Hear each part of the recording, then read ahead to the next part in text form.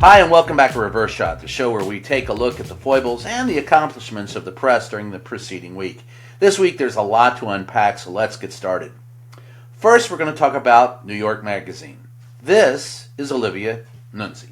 She's a friend of mine, I know her, and she's been a very good reporter with New York Magazine and has done quite a number of decent, if not good, if not great, pieces about the White House. But she got in trouble on Thursday when it was disclosed that she had engaged in a romantic relationship with Robert F. Kennedy Jr. What is it with Kennedys and blondes? I'm sorry. Anyway, here's a quote from the magazine as reported by Oliver Darcy. Quote, recently our Washington correspondent Olivia Nuzzi acknowledged to the magazine's editors that she had engaged in a personal relationship with a former subject relevant to the 2024 campaign while she was reporting on the campaign. A violation of the magazine's standards around conflicts of interest and disclosures. That's from a spokesperson for New York Magazine. She's had little to say about it. And look, this is one of the things that bugs people. They think literally we're all in bed with one another anyway, but it's the appearance of impropriety. There's been nothing that shows that her reporting has suffered. There's nothing that show a conflict of interest, but she's taken a leave from the magazine because of it. It's the right thing to do. And it's a horrible appearance, but is it reality? In reality, did it have any effect on her reporting? Only the magazine and her know that for sure. But there's going to be a lot of assumptions based on what's been going on. Now, let's take a look at something that is going on in the White House. We're going to play this clip between Fox News' Doocy and Karine Jean-Pierre, the White House press secretary. Take a look. It's been only 2 days since somebody allegedly tried to kill Donald Trump again. And you're here at the podium in the White House briefing room calling him a threat. How many more assassination attempts on Donald Trump until the president and the vice president and you pick a different word to describe Trump other than threat? Peter, if anything from this administration, I actually completely disagree with the premise of your question, the question that you're asking. It is also incredibly dangerous in the way that you're asking it because American people are watching. And to say that from an administration who has consistently condemned political violence, from an administration where the president called the former president and was grateful that he was okay, from an administration who has called out January 6th, called out the attack of Paul Pelosi, called out and said we need to lower the temperature after the Butler incident, and now for you to make that kind of comment in your question, because your question involved a comment and a statement. And, it is... that is also incredibly dangerous when we have been very clear in condemning political violence from here. Now, it's been said, and I'll say it, there's no such thing as a bad question. And both people are a little at fault here, and let's take a look at why. It's only been 2 days since somebody allegedly tried to kill Donald Trump again, and you're here at the podium at the White House briefing room calling him a threat. Well, Donald Trump has called himself a threat. So it's gilding the lily, and it's also not factually accurate to state the question that way. You can ask the question, by the way, any way you want. So if Peter Doocy wants to ask that question that way, that's fine. The problem is that it's a leading question, and it makes assumptions about how the White House has treated him. Now, Karine Jean-Pierre said, Peter, if anything, she disagrees with the premise, that's fine. What she should have said, what she could have said for better communication is, Peter, he's been incredibly dangerous. Peter, he's been the problem, and here are some of the reasons why. So I appreciate your question and putting it in context. We're not calling him a danger to anyone's safety. We're calling him a danger to democracy. The threat is against democracy, not personal threats. And so when you make the assumption that a threat is just a personal threat, you're playing into the whole mindset. And that's the problem. This White House plays into it. They frame the argument The White House accepts the frame, and then they go on about their business. Now, let's take a look at the next piece we're going to take a look at. This is from J.D. Vance. Take a look. We're going to keep on getting out there talking to the American people because that's what they deserve. If you are too afraid to talk to a friendly media reporter, then you shouldn't be the people's president of the United States. It's the story of Kamala Harris's campaign. She wants to lead the United States of America. She wants to be in a private room with Xi Jinping and Vladimir Putin, but she's terrified of the friendly American press corps. It's a total disgrace, and I'm never going to follow her example. I'm going to follow Donald J. Trump's example. Get out there and talk to people. Now, yeah, J.D. Vance says if you're too afraid to talk to a friendly media reporter, then you shouldn't be the president. Well, to her credit, I guess, Vice President Harris sat down with a friendly reporter, Oprah Winfrey, and did her show. She's also sat in front of other people, National Association of Black Journalists, etc. Look, I agree that the Vice President should do an open press conference, but she's not the only one not paying attention to the press. The Biden administration hasn't done any press conferences. The Trump campaign notoriously has refused credentials to reporters they don't want to deal with. So while they claim they're doing more press, they're actually doing only friendly press. And these are not, let's be honest, these are not press conferences. These are set them up and knock it. It's like T-ball. You put it on the tee, knock it off. And by the way, J.D. Vance, you also said that we have to fact check you because you can tell a story. It's up to us to tell people that you're lying. All right, Mr. False Eyeliner, Mr. Permanent False Eyeliner, let me just tell you this. Anytime you want to sit down and talk to me, I'm here for you. The problem with Vance and the problem with Mag and the problem going back to the Doocy thing is that these people are all disingenuous and hypocritical. Now, I'm not saying that Vice President Harris nor the President of the United States has not avoided the press. They have. And I have huge problems with that. But we also do a lot of and we'll get to this in a letter later, but we also try to work behind the scenes to make sure that they do talk to us. Doesn't work all the time, but we try. Now, let's take a look at Senator John Kennedy. Oh boy, what a fun man he is, huh? Take a look.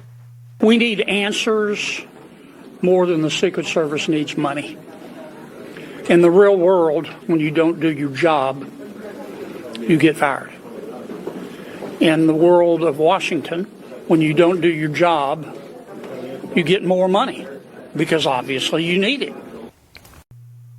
We need more answers than the Secret Service needs money. Well, here's the answer, John, you moron. You have to have more people to do the job. And let's be honest, the one thing the federal government does not do is pay its people, get enough people on the job, whether it's on the border. By the way, you're one of the people who helped put together a bipartisan deal on the border that Trump told you not to put together and not to spend the money so he could run on the problem rather than fixing the problem. And if you're really serious about cutting costs, how about you take a pay cut, John? How about that? No, you're too disingenuous. You just want to cause problems. And then telling a woman to put a bag over her head because and claim that she was, working with Hamas and Hezbollah, which he also did this week, just shows the depths of depravity and stupidity that we have in Congress, the Senate, and the House of Representatives. Garbage in, garbage out, people. It was George Carlin who said, we get the representatives that we deserve. These are the best that we can do. Ugh. And now let's move on to my last piece. This is from George Clooney on the Jimmy Kimmel Show. Wow, you and Oprah in one night. It's like too Oprah's much. here. You know that. I did. Did you speak to Oprah? Yes, I spoke to Oprah. Would you say Oprah is a friend? Yes, I would say she's a friend. Like, do you guys talk regularly? We do like a lot of snowboarding together. That would be fun to see. I would like to do especially in summertime. Yes. Yeah. Have you ever talked to Oprah about politics and said, hey, you should run for president? Sure. Because I think a lot of she would be people say great. this to you all the time. No, she should. But she would win immediately, Yes, she wouldn't would. she? She Like would. in a big way. Yeah, she would win. Have you ever encouraged her to do that? I just did. You did. Okay. Where to start? First of all, George Clooney claimed to be a friend of President Joe Biden's and wrote him a letter that was in the New York Times encouraging him to step down. George, with friends like that, who needs enemies? And Oprah Winfrey to run for president? Does anybody understand what the problem is in this country? It's all appearance versus reality, and there are people that are upset about it. There are people on the right and people on the left, and both on the extremes get bamboozled. The fact of the matter is, this looks like it's insiders' game again. That the Hollywood elites or the people with the money are making the decisions about who should be the president instead of the common folk. And there's no one more common than me. So here's the thing. If you want to cease having that problem, the press needs to do a better job covering it. And we just don't. We really don't. We have a hard time doing it. And that brings me to the letters that I have this week. Let's talk about the first one. Why don't we push the White House more often? I love this because during the Trump era, I was asked, why did I push so hard so often? Now I'm not pushing hard enough. I guess it depends on who's in the office as to whether or not you decide that we're doing our job correctly. And the fact of the matter is, this is an age-old problem. It's called don't shoot the messenger. I'll guarantee you that while the people who own the methods of dispersing information across the media, the networks, the streamers, the X, Twitter, all of that, those people have agendas. Most of the reporters in the White House don't. They're just trying to ask a good question. Now, some of them are crowdsourced, and you can point to Doocy and to others, and you can tell that some of these questions were crowdsourced in a newsroom in order to gig someone and get a gotcha moment. But many times, we just want to ask good questions. If you're going to make a criticism of the press in the White House briefing room, it is this. We don't listen very much to what's being said. Now, Joe Lockhart and some of the people that I really admired that were in the White House in previous years said, and Mike McCurry was one of those, said they knew they were in trouble when reporters started asking the same question, and it was a ping pong effect. Someone would follow up and go, oh, yeah, I have something to ask you, but let me circle back around to what was asked earlier. That's when they knew they were in trouble because they hadn't answered the question correctly. Today, we don't do that very well. We want our 30 seconds on camera asking the question and looking important. It's all about access, folks. That's the problem in the White House press briefing room. It's not the agenda it's not a political agenda. It's the fact that we want to have our moment. And so you'll have crowdsourced questions, or you won't have a very good question, but we'll have our moment asking it, and we can put it in our package later. That's the problem. As far as pushing hard, this White House has been pushed hard, and part of it is behind the scenes. This week, the White House Correspondents Association pushed hard against lack of access by the President of the United States. You don't see this very often on camera. But the WHCA often asks questions of presidents, making sure that we can get access to, that the pool has access to, that other reporters have access to the president. We fought tooth and nail against Donald Trump during the coronavirus pandemic simply to try and get in that room to ask questions. Lower numbers of people spaced out 6 feet apart with masks on, but all of it was a part of trying to make sure that we covered the President of the United States. Now, personally, I think we should probably push harder. There's no reason why we can't make our pleas public and online, and I've tried to do that. I've sat in the briefing room, not only with every president I've covered, including this one, saying, when are you going to get the president out here? Every 3 or 4 weeks, you can go back over the last 3.5 years, it would be me and a couple of other reporters asking point blank, when will you get the President of the United States into the briefing room? Bring him out here. Let him take some questions from us. And by the way, folks, that's the best way to prepare for any debate. Stick a president out in the briefing room, let him take some questions. Vice President Harris has not been there either. We haven't had a press conference with her yet. Only friendly reporters. We need to push harder against that. And then the other one, and I love this question. Why don't we yell more often? Well, and the flip side is why do we yell at all? And there's two answers to that question. Sometimes, like when the president is walking to the helicopter, the only way you're going to get his attention is to yell. This was done by one of my mentors, Sam Donaldson, who had that Sam Donaldson vase. In fact, one of the best stories, and I was there, I saw it happen. Ronald Reagan was walking out of the White House one day limping, and he would usually just wave at the crowd and walk to Air Force or Marine One, the helicopter, and wouldn't talk to us. And one day, as he was injured and we saw him limping, I don't remember what the injury was, Sam Donaldson say, "I see you limping, Mr. President. Does that mean you're a lame duck, sir?" He turned around and looked at Sam, and I heard that, Sam, and took the question. Sometimes you yell because you've got to get the question in. Sometimes it's funny, sometimes it isn't. We don't yell sometimes because there's no reason to, but when we do, it's to make sure that a question is asked on the record and it's heard.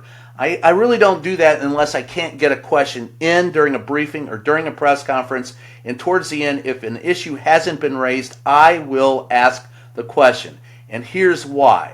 It goes back to one of my mentors, Helen Thomas, who told me point blank. She said, "Brian, it doesn't matter what the question is. It doesn't matter what the answer is. It only matters that you ask the question. So just ask the question. That way they cannot deny that it's been put on the record and they have to respond to it." That's the goal. So while we appear rude to some people, this is part of partisan politics. And by the way, the politicians know it. They want to make us look bad so that they look good. It's the same reason why in years past, when there was a defrocked Presbyterian minister in the White House press briefing room asking questions about Bigfoot and aliens and cryptids and all kinds of other stuff, those questions, Mike McCurry, Joe Lockhart, and others would call on him specifically to get a break from us and to make us look stupid. And that's what they told us, and they did. It's why the president goes like this and says he can't hear us, making us look rude. The fact of the matter is, they have the bully pulpit. We have to ask the questions. We don't do it very well, and we need to get better. So anyway, that's our show for this week. I want to thank you for tuning in. I'm Brian Karam. This is Reverse Shot, and we will be happy to catch you next time.